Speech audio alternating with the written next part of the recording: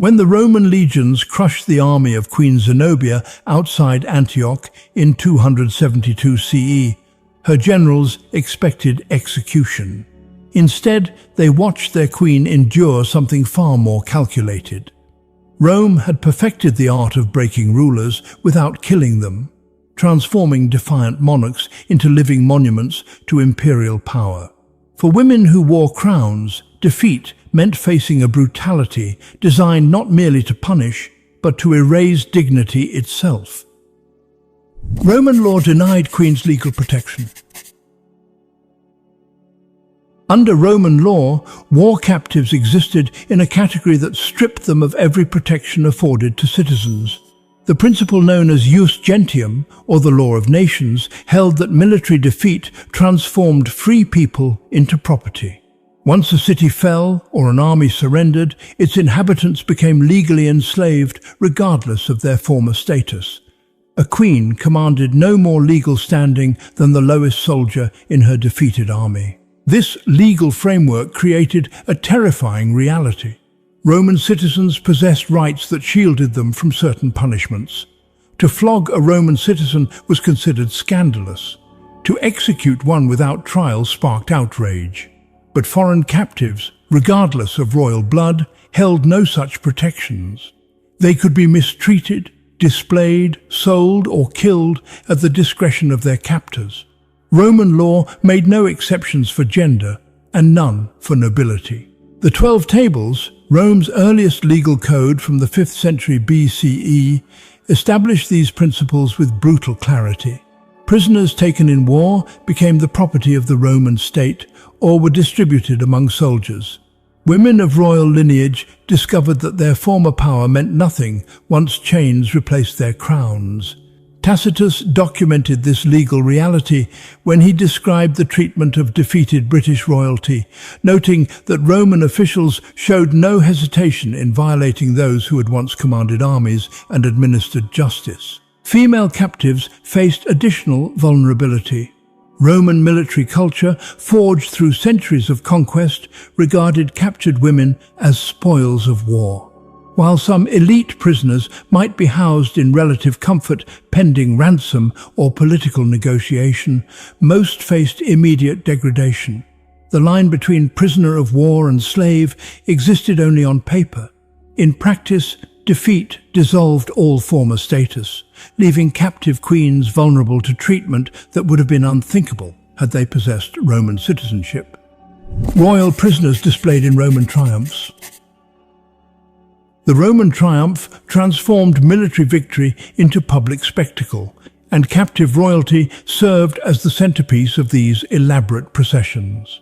When a general received permission from the Senate to celebrate a triumph, preparations began for a display that would parade Rome's dominance through the streets for all to witness. The route stretched from the Field of Mars through the Forum and up to the Capitoline Hill, covering nearly 4 kilometers of crowded thoroughfares.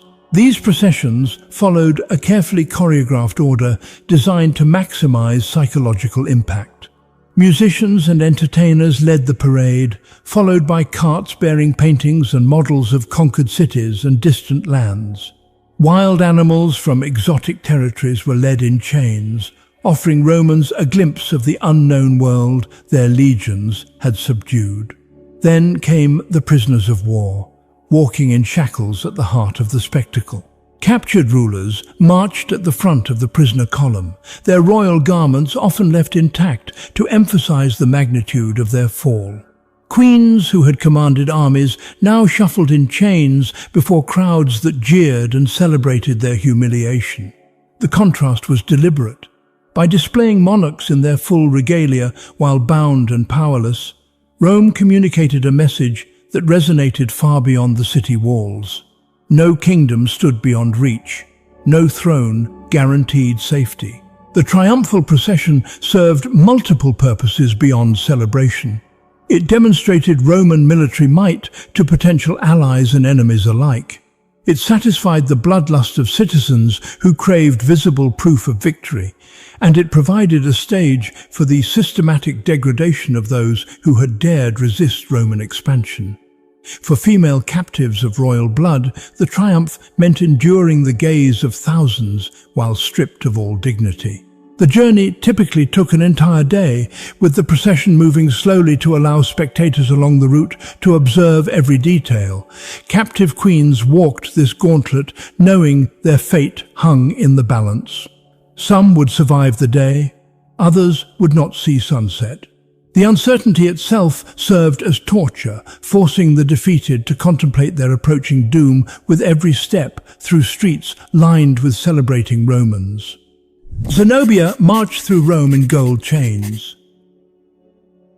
Queen Zenobia of Palmyra had carved out an empire that stretched from Egypt to Anatolia, challenging Roman authority across the east. When Emperor Aurelian finally crushed her forces in 272 CE and captured the queen as she fled toward Persia, he gained more than a military victory. He acquired the perfect symbol for his upcoming triumph. The Historia Augusta, a collection of imperial biographies written in the 4th century, provides detailed descriptions of Zenobia's appearance in Aurelian's triumphal procession of 274 CE. The account, likely drawing on eyewitness testimony, describes a spectacle designed to overwhelm observers with its opulence and cruelty. Zenobia was adorned with jewels that caught the sunlight, transforming her into a glittering monument to Rome's power over the wealthiest kingdoms of the East. But it was the chains that drew the most attention. These were not simple iron shackles meant merely to restrain. Zenobia walked bound in heavy golden chains, so massive that guards marched beside her to help bear their weight. The choice of gold was deliberate. These chains symbolized the very wealth she had commanded, now turned into the instrument of her bondage.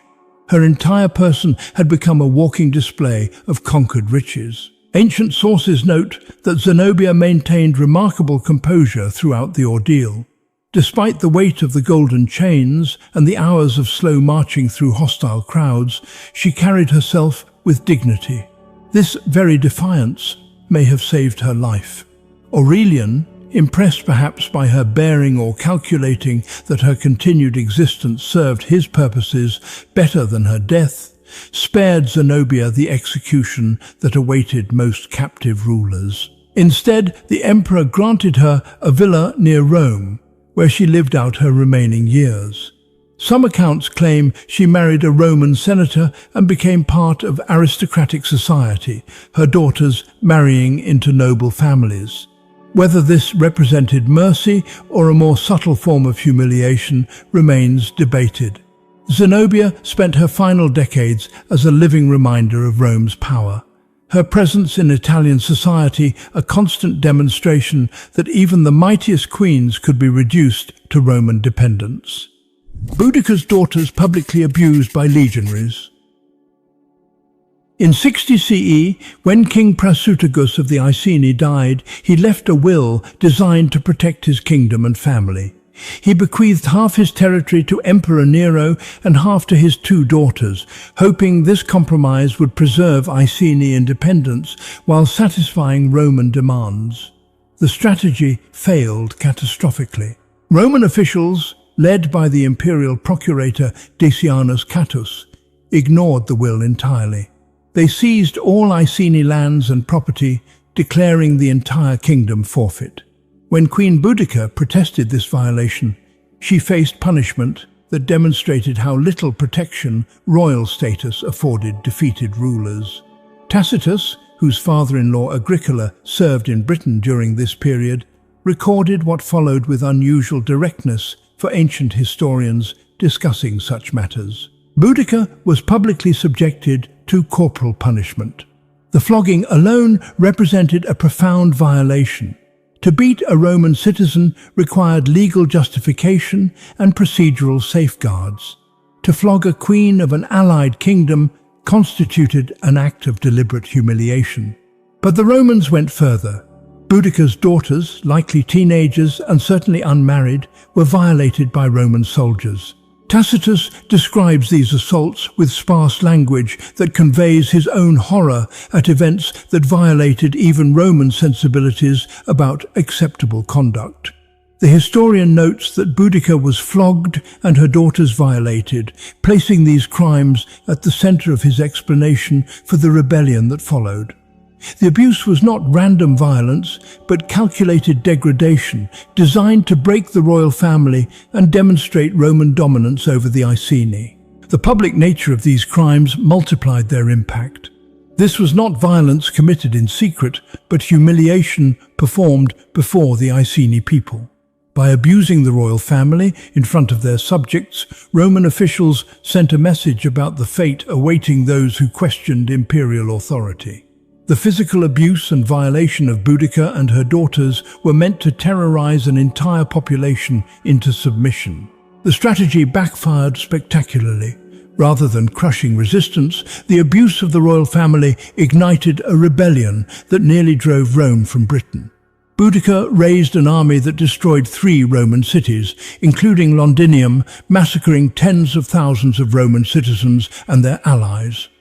Tacitus preserves a speech he attributes to Boudica, in which she declares that she fights not as a queen seeking to preserve her kingdom, but as a woman avenging her abused body and the violated honor of her daughters.